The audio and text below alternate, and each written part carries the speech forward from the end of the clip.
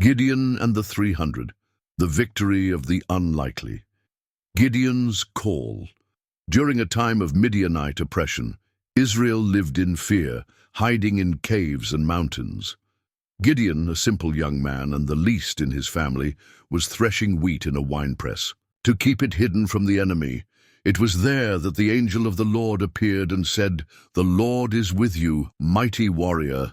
Confused, Gideon replied, "If the Lord is with us, why has all this happened? Where are the wonders our ancestors told us about?"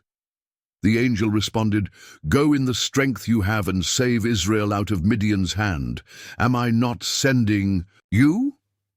Though fearful, Gideon obeyed the call. Confirming the call to ensure the call was truly from God, Gideon asked for a sign. He placed a fleece on the ground and prayed, "If there is dew only on the fleece and all the ground is dry, then I will know that you have chosen me." The next morning, the fleece was soaked with dew while the ground was dry.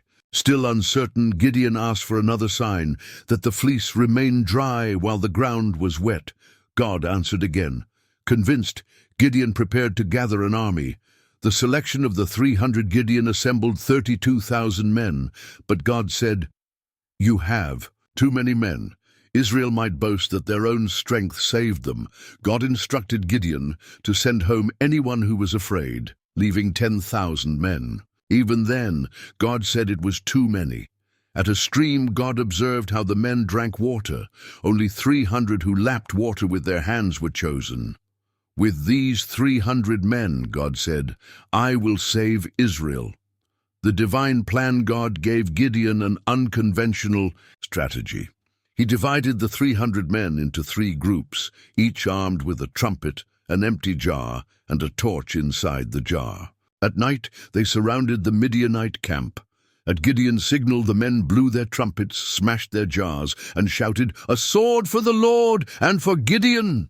The noise, light, and confusion terrified the Midianites, who turned on one another in chaos and fled. The unexpected victory, seeing the Midianites in retreat, the rest of Israel's army joined the pursuit. The victory was complete, and Gideon built an altar to the Lord, calling it, "The Lord is Peace." The Israelites recognized that God had fought for them. The story of Gideon and his 300 men spread throughout the region as a testament to God's power. Gideon's humility. After the victory, the Israelites asked Gideon to become their king, but he refused, saying, "The Lord will rule over you." Gideon returned to his land and lived in peace, reminding the people that true victory comes not from human strength, but from dependence on God. Gideon's legacy. The story of Gideon inspired generations to trust God in the face of impossible odds. His life demonstrated that victory is not achieved through numbers or might, but by the power of God working through the faithful.